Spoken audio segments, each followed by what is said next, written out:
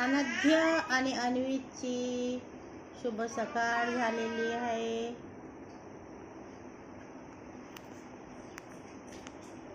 इकडं बघा, अनध्य हे सकाळी सकाळी सुतर. ए अन्वित, अन्वित, सानध्य, गुड मॉर्निंग. गुड मॉर्निंग पिल्लू. अन्वित गुड मॉर्निंग.